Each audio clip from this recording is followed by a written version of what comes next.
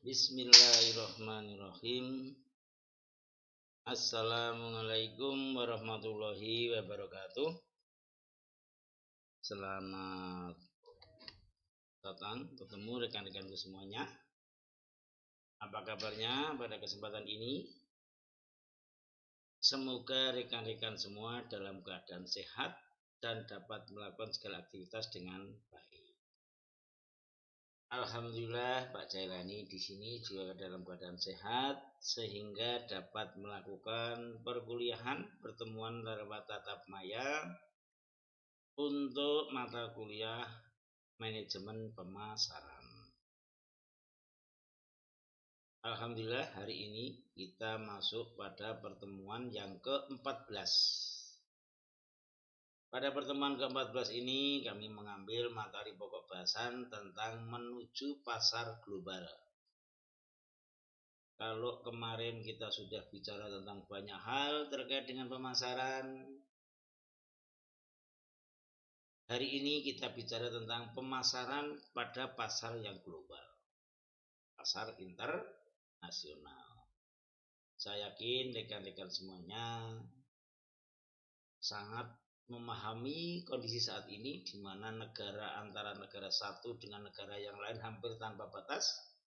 Informasi terbuka sangat luas, sangat transparan, mudah diakses setiap saat, sehingga kita perlu menyampaikan satu materi pokok pembahasan tentang pasar global. Baik rekan-rekanku, sebelum kita memulai pembicaraan tentang materi pokok bahasan, seperti biasa kita sampaikan terkait dengan tujuan pembelajaran kita mempelajari bab tentang menuju pasar global atau pasar internasional. Setelah mempelajari bab ini, diharapkan mahasiswa mampu mengerti tantangan dan peluang pasar global. Yang kedua, mahasiswa mampu memahami kompleksitas pasar yang global. Dan yang ketiga, mahasiswa memahami strategi bagaimana memasuki pasar global. Dan yang keempat, mahasiswa mampu mengerti dan menerapkan strategi memasuki pasar global. Kalau yang kedua sudah memahami, nanti bagaimana menerapkannya. Baik rekan-rekan, langsung kita masuk pada pembahasan. Sebagai pendahuluan perlu kami sampaikan, saat ini terjadi dunia hampir tanpa batas. Globalisasi dan teknologi informasi merubah peta pergaulan dunia. Globalisasi dan teknologi informasi merubah perilaku sosial di masyarakat. Harus diakui bahwa globalisasi memudahkan orang mengakses informasi. Teknologi memudahkan orang menggunakan informasi, memanfaatkan informasi dalam bidang apapun, termasuk di bidang pemasaran. Kalau saudara bisa melihat bagaimana pasar-pasar di Timur Tengah bisa diakses hanya melalui media teknologi informasi, media YouTube. Dengan HP kita sudah bisa melihat bagaimana pasarnya tadi. Kalau kita melihat gejolak di Israel, kita bisa melihat informasi. Terjadi gejolak di Ukraina dan seluruh Rusia, kita bisa. Nah, kondisi ini akan melibatkan bagaimana manusia, bagaimana masyarakat memasarkan produknya. Pasar antar negara, pasar internasional, termasuk pasar global, akan membuka banyak peluang. Sederhananya saja logika kita, kalau kita memasarkan hanya di kota Solo, dengan kita memasarkan dengan di seluruh kota yang di Jawa, masih lebih luas yang di Jawa. Begitu juga sebaliknya, kalau kita memasarkan hanya di negara Indonesia atau di Pulau Jawa, akan lebih luas kalau kita memasarkan ke dunia pasar internasional. Nah, peluang yang ada di pasar internasional sangat besar. Konsumennya banyak, peluang penjualannya juga banyak. Tetapi juga ada hambatan-hambatan atau persyaratan yang dipenuhi. Tidak kemudian kita memasarkan dengan pasar internasional atau pasar global seperti kita menjual produk kita di pasar klewer misalnya. Misalnya produk kita adalah produk pakaian atau fashion. Kita menjual produk kita tidak hanya seperti kita menjual di pasar Beringharjo atau pasar di sekitar kita. Nah, persyaratan-persyaratan tertentu dalam memasuki pasar internasional ini ada banyak hal. Dengan demikian tantangannya juga besar. Kalau kita melihat peluang, iya, namanya pasar global. Pemasar melihat, wah ini pasar punya potensi yang sangat besar. Tetapi juga tantangan besar. Kualitas produk kita harus bisa bersaing dengan negara-negara yang lain. Misalnya kita membuat penjual produk pakaian tadi, fashion tadi, kita harus bisa bersaing dengan negara-negara yang lain. Kalau kita menjual batik di pasar klewer, mungkin saingannya hanya lokal. Tetapi ketika kita menjual produk kita ke pasar yang global, persaingannya antar negara-negara yang lain. Dengan demikian kualitas produk harus kita jaga betul. Ini tantangan. Kalau kita ingin masuk ke pasar yang global, kok produk kita hanya produk yang sak-sae, ya akan sulit. Kualitas produk ini utama. Kemudian kontinuitas. Kalau kita sudah masuk kepada pasar internasional, jangan hanya sekali. Ini peluang. Yang mestinya harus ada keberlanjutan, kontinuitasnya ada. Selain itu juga harga produk tidak bisa berubah setiap saat. Kalau bahasa Jawanya jual ngepruk itu nggak bisa. Kalau sudah terjadi transaksi, kesepakatan, karena apa? Perdagangan antar negara itu perlu perjanjian MOU. Tidak hanya sebatas kita menjual produk, ada yang beli, bayar, tidak begitu. Ada banyak hal-hal yang menjadi pertimbangan-pertimbangan yang menjadi prasyarat-prasyarat dalam melakukan perdagangan internasional atau memasuki pasar yang global. Selain itu, memasuki pasar global juga harus merupakan faktor-faktor non-ekonomi. Jadi kita menjual produk itu tidak hanya kita menjual produk saja, tetapi pertimbangan non-ekonomi juga harus dipertimbangkan. Kita menjual batik, sama-sama produk batik dari pasar klewer, kita jual ke Eropa, Amerika, dengan kita jual ke Timur Tengah akan beda. Kenapa? Kultur budayanya berbeda. Kalau ke Eropa, Amerika bajunya agak isis-isis yang terbuka.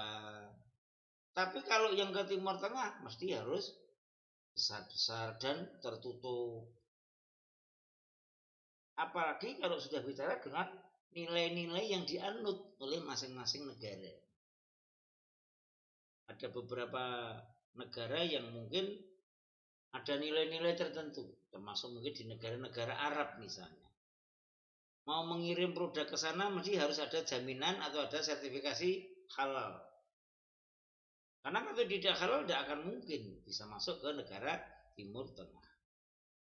Termasuk negara-negara yang menjual minuman beralkohol, ada beberapa negara yang tidak mampu, tidak bisa untuk menerima produk tersebut. Nah, dengan demikian, bagaimana nanti menuju atau memasuki pasar global harus mempertimbangkan beberapa hal, baik pertimbangan ekonomi maupun pertimbangan non-ekonomi. Pasar global memberikan tantangan yang besar, memberikan peluang yang besar. Juga tantangan dan hambatan juga sangat banyak. Itu terkait dengan bagaimana kita melihat pasar global atau pasar internasional. Nah, bagaimana pemasar dalam melihat pasar yang global itu? Seperti bab ini, pokok bahasan ini adalah menuju pasar global. Nah, sekarang bagaimana kalau kita melihat pemasar ingin masuk kepada pasar yang global? Sebagai pemasar marketing, kita harus bisa melihat peluang pasar global atau pasar internasional. Opportunity-nya harus kita lihat. Apa itu peluang pasar internasional atau pasar global? Yang pertama, peluang pasar internasional memberikan peluang laba yang tinggi dibandingkan dengan pasar yang lokal. Mengapa kira-kira? Yuk, kira-kira mengapa? Karena pasarnya sangat luas. Otomatis produk yang dijual juga sangat besar. Berikut juga adalah harga. Hampir semua produk-produk ekspor, produk yang dipasarkan antar negara, harganya berbeda dengan harga yang ada di pasar lokal atau pasar yang domestik. Sudah peluang item produknya yang dijual menjadi besar, harga yang dijual pun juga lebih besar. Dengan demikian, peluang labanya sangat tinggi dalam pasar yang internasional atau pasar yang global. Nah, disinilah pemasar marketing melihat, karena peluangnya besar, pangsa-pasarnya luas, inilah peluang untuk memasuki pasar internasional atau pasar global. Yang kedua, pasar internasional memberikan peluang pasar yang lebih luas. Saya sebut di depan tadi, karena apa? Calon banyak pembeli di negara-negara banyak. Kalau kita menjual di produk dalam negeri, misalnya pangsa pasarnya kita 10% dari penduduk Indonesia, berarti kita sekitar 28 juta. Nah, kita maksudnya 208. Tetapi ketika sudah masuk ke negara lain internasional, perbandingan penduduknya adalah bermiliar-miliar. Taruhlah kita mengambil segmen 10% dari 1 miliar sudah berapa? Di pasar yang tersedia lebih luas. Peluang pasarnya lebih luas. Yang ketiga, pasar internasional memberikan alternatif pasar yang potensial luas sehingga tidak tergantung pada pasar lokal saja. Dan kebanyakan perusahaan masuki pasar internasional sebagai pasar alternatif potensial yang luas. Kalau di Indonesia, di domestik, di dalam negeri sudah persaingan sangat ketat, kita berorientasi kepada pasar yang internasional. Ini peluang alternatif pasar baru yang potensialnya lebih luas. Kemudian yang keempat, peluangnya adalah pelayanan kepada konsumen atau pelanggan. Ketika terjadi komplain, permasalahan, akan tepat untuk melayani konsumen. Begitu juga ketika konsumen menginginkan suatu produk, karena produk yang kita jual sudah ada di luar negeri, akan mudah mendapatkan. Ini bentuk pelayanan kepada konsumen. Karena ada pasar di semua negara. Produk-produk yang ada di semua negara ada. Nah, kalau pelayanan kepada konsumen prima, pelayanan kepada konsumen baik, otomatis pelanggan kita menjadi baik kepada perusahaan yang kita kelola. Ada 4 peluang dan ini akan menjadikan marketing atau pemasar untuk bisa masuk kepada pasar internasional. Karena peluangnya memang besar sekali. 1, 2, 3, 4 ini peluang yang bisa dimanfaatkan oleh pemasar atau marketing dalam rangka untuk memasarkan produk-produknya. Itu rekan-rekan mahasiswa semuanya terkait dengan peluang pasar global atau pasar internasional. Kalau ada yang ditanyakan silakan sebelum kita melanjutkan. Yuk, ada yang ditanyakan ya? Habis waktu.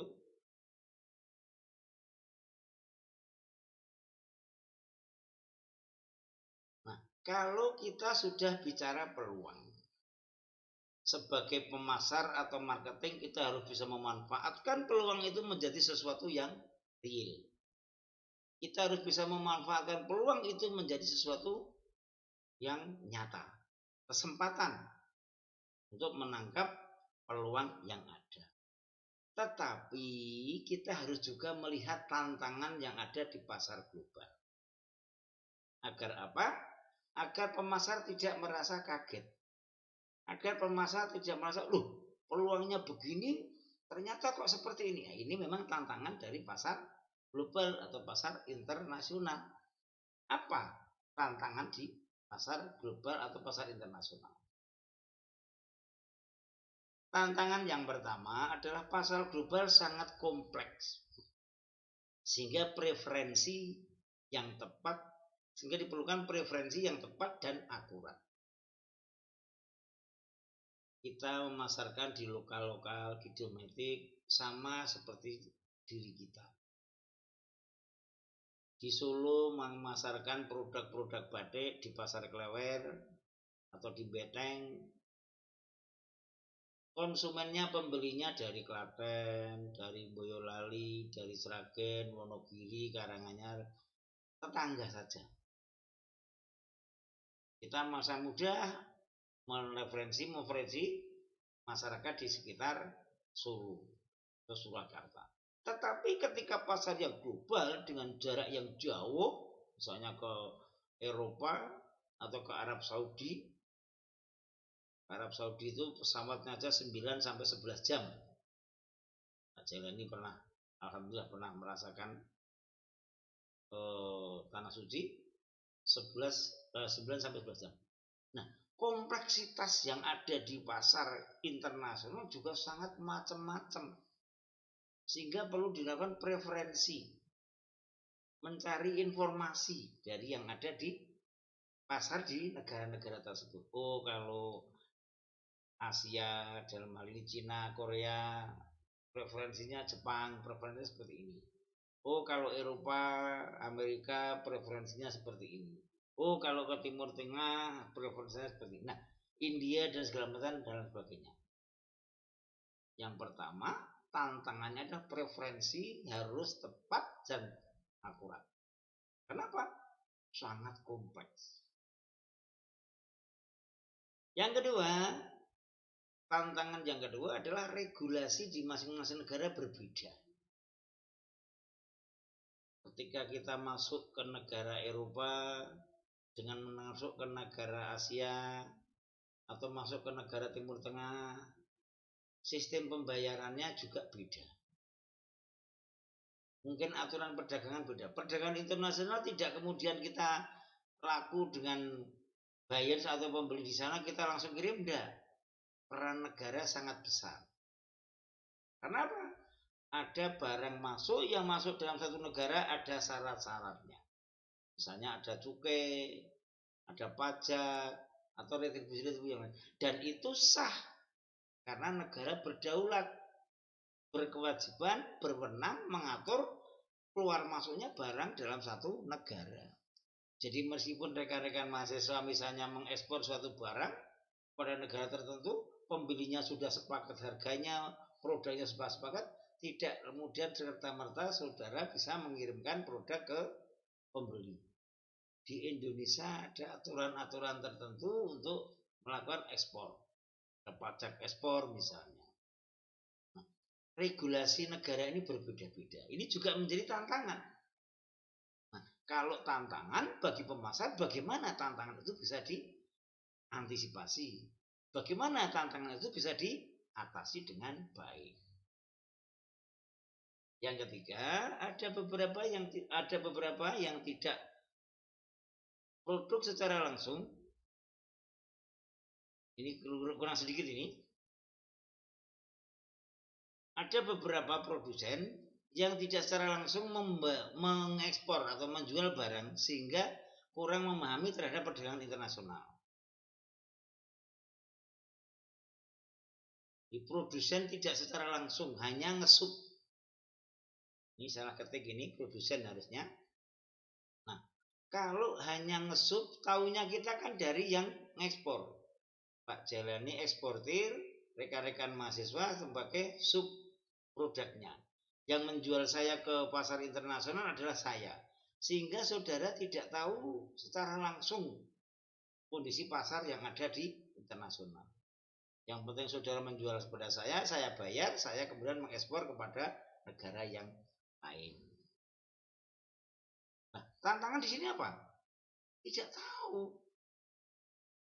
Apakah aturan berubah?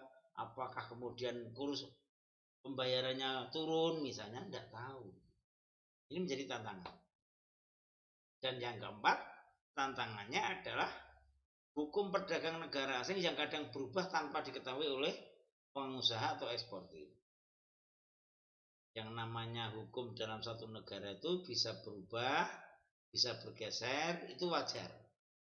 Tetapi kalau hukum negara dalam konteks perdagangan berubah, kita sudah sepakat, sudah menyiapkan produk yang ingin kita jual, kita ekspor, ternyata undang-undang aturannya berubah, kita kacau. Persyaratan masuk dalam negara berubah, misalnya produk kita tidak bisa masuk dalam satu negara yang kita tuju. Nah, karena ada peluang dan tantangan, peluangnya ini, tantangannya ini, sebetulnya apa kaitannya dengan bagaimana memasuki pasar internasional atau pasar global? Sebelum kami membahas tentang proses internasionalisasi, kira-kira ada yang ditanyakan dulu rekan-rekanku semuanya, monggo. Ada? Saya tunggu kalau ada. Yuk, ada. Nah, ada peluang dan tantangan. Bagi marketing atau pemasar untuk menuju pasar global, pasar internasional, ada tahapan-tahapan. Tahapan internasionalisasi bagaimana menginternasionalkan produk masuk pada pasar internasional. Yang pertama adalah tidak ada kegiatan ekspor reguler. Pertama, tidak ada ekspor reguler. Ekspor yang secara kontinu. Begini, marketing punya peluang untuk masuk pada pasar internasional. Meskipun ada tantangan tadi. Tantangan harus kita atasi, tantangan harus kita kendalikan, tantangan harus kita taklukkan. Proses internasionalisasi yang kedua tahapnya adalah ekspor dilakukan melalui perwakilan independen atau agen. Yang pertama tidak ada ekspor secara reguler, langsung secara reguler. Kemudian yang selanjutnya tahap ekspor dilakukan melalui perwakilan dulu, sambil kita belajar. Kita belajar, penjualan antar negara itu syaratnya begini. Mekanisme penjualan antar negara begini. Syarat-syaratnya harus begini. Sistem pembayarannya begini. Masih melalui perwakilan atau agen. Sambil kita mempelajari situasi. Kemudian yang ketiga, internasionalisasi sudah berani mendirikan anak perusahaan penjualan. Bahkan lebih, mungkin dijual dulu ke Eropa. Ternyata Eropa berkembang ke Amerika. Pasar pemasarannya, perusahaan pemasaran dijual di sana.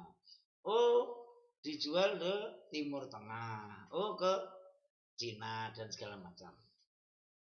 Dan yang keempat, tahapnya adalah pendirian fasilitas produksi luar negeri. Kalau seandainya kita memasarkan, menjual dengan mendirikan perusahaan penjualan di luar negeri, ternyata kok masih kekurangan produk. Mungkin kita minta pertimbangan mendirikan fasilitas produksi di luar negeri. Tahapan 1, 2, 3, 4 ini dalam rangka proses internalisasi untuk menuju pasar internasional. Bagaimana mengenal pasar internasional? Bagaimana memahami pasar global? Itu rekan-rekanku terkait dengan proses internasionalisasi. Kemudian pokok bahasan kita adalah menuju pasar global, menuju pasar internasional. Dalam menentukan masuk pasar internasional, di depan Pak Jalani sudah menyampaikan peluang, sudah menyampaikan tantangan. Dari peluang dan tantangan kita ada proses internasionalisasi. Jadi, proses menuju ke internasional, mohon maaf. Proses menuju ke internasional. Nah, sekarang kalau sudah, bagaimana kita mau masuk pada pasar internasional? Menentukan masuk pasar internasional dilakukan melalui yang pertama, ekspor langsung dan tidak langsung. Jelas. Kalau ekspor langsung itu pengusaha langsung sebagai eksportir. Kalau ekspor yang tidak langsung, kita menjadi sub produk kita kirim kepada eksportir yang akan mengirim produk ke luar negeri. Beberapa waktu yang lalu Pak Jalani mengikuti proses pendampingan UKM yang kebetulan waktu itu difasilitasi oleh Profesor Sutanto dari UNS. Beliau adalah guru besar MIPA, tetapi komitmen di UKM sangat kuat. Nah, ini satu contoh ekspor langsung dan tidak langsung. Bagi UKM yang produknya sudah memenuhi standar kualitas, standar volume, standar harga, bisa langsung mengekspor. Tetapi bagi UKM yang kecil, skala kecil, handmade, punya kreativitas, industri kreatif, bambu, dan segala macam, bisa mengekspor tidak langsung. Jadi dikumpulkan, dikurasi, ya kalau di ekspor itu ada kurasi, ada menilai kualitas produk. Setelah masuk kurasi, dikumpulkan, ada eksportir sendiri. Ini ekspor yang tidak langsung, memakai sub. Yang kedua adalah melakukan penawaran produk dengan menggunakan web global. Karena sudah era globalisasi, teknologi informasi, kita bisa masuk melalui digital web global produk posok kita. Ini memasuki pasar internasional yang kedua. Yang ketiga, melisensikan produk. Apa itu melisensikan produk? Ada banyak produk-produk yang dijual, misalnya produk fashion dari luar negeri dengan merek-merek terkenal, kemudian diproduksi dalam satu negara, dibuat lisensi, kita bayar lisensi. Saya pernah melihat ayam goreng wong Solo itu di pusat jajanan Arab Saudi. Saya juga pernah melihat sate Ponorogo di Arab Saudi. Bentuk dari lisensi. Di produk yang dari Indonesia dijual di sana, penjualnya bukan dari Indonesia tapi dilisensikan. Yang keempat, menentukan masuk pasar internasional dapat dilakukan melalui membentuk perusahaan multinasional. Contohnya siapa? Pabrik produk Aqua itu multinasional. Coca-Cola itu multinasional. Bisa dijual untuk meraih pasar internasional yang semakin luas. Perusahaannya adalah perusahaan multinasional. Yang kelima adalah investasi langsung dan pemasaran langsung. Ini dilakukan ketika produk-produk sudah sesuai dengan selera suatu negara. Buat di sana, pasarkan di sana. Yang sekarang ada tahapan-tahapan, ada mekanisme dalam melakukan investasi langsung maupun pemasaran langsung. Karena sekali lagi di depan kami sampaikan, masing-masing negara punya aturan terkait dengan investasi yang berbeda-beda. Masing-masing negara mempunyai aturan terkait dengan pemasaran perdagangan yang berbeda-beda. Itu rekan-rekanku terkait dengan bagaimana menentukan atau masuk pasar internasional yang dapat dilakukan melalui 5 macam, yaitu ekspor secara langsung dan tidak langsung, menawarkan produk dengan menggunakan web global, melisensikan produk, membentuk perusahaan multinasional dan investasi langsung maupun dan pemasaran langsung. Baik rekan-rekanku, itu terkait dengan materi pokok bahasan pada pertemuan kali ini, pertemuan yang ke-14. Tinggal satu pertemuan lagi nggih, tentang menuju pasar yang global. Monggo kami beri waktu, silakan kalau ada yang ditanyakan rekan-rekanku semuanya, monggo kami beri waktu.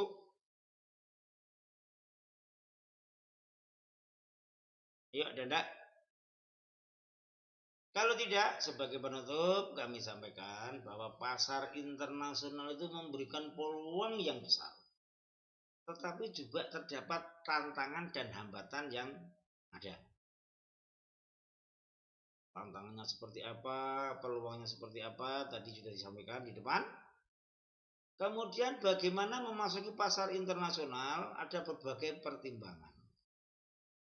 Ada pertimbangan ekonomi kaitannya dengan kualitas harga, produk, harga, dan segala macam. Kontinuitas. Tetapi juga ada faktor-faktor yang non-ekonomi. Daya, keyakinan masing-masing negara, nilai-nilai yang berkembang di sana. Itu faktor-faktor yang non-ekonomi. Nah, faktor ekonomi dan non-ekonomi ini harus dipadukan. Dalam rangka apa? Untuk kita bisa memasuki pasar global. Kemajuan teknologi, informasi, dan globalisasi akan mendorong bagaimana pemasaran produk ke pasar internasional menjadi lebih efektif. Karena apa? Akses informasi lebih mudah. Contoh kita menjual melalui produk kita melalui web global sudah akan kelihatan dari seluruh penjuru dunia. Demikian rekan-rekanku semuanya terkait dengan pembahasan pada kali ini, pertemuan yang ke-14 kita membahas tentang menuju pasar global. Seperti biasa setiap akhir pembahasan materi kami berikan soal untuk evaluasi dan bahan diskusi. Tidak harus dikumpulkan, yang penting untuk mempelajari diri saudara maupun berdiskusi dengan teman-teman yang lain. Demikian rekan-rekanku untuk pembahasan pada kali ini. Tidak lupa kami ucapkan banyak terima kasih atas komitmen dan kebersamaan rekan-rekan semuanya. Kami mohon maaf apabila dalam penyampaian materi banyak kekhilafan, banyak kekurangan, banyak kesalahan. Sebelum kami akhiri pertemuan yang ke-15 terakhir, nanti kemudian kita melakukan UAS. Demikian rekan-rekanku, kami akhiri. Assalamualaikum warahmatullahi wabarakatuh. Terima kasih.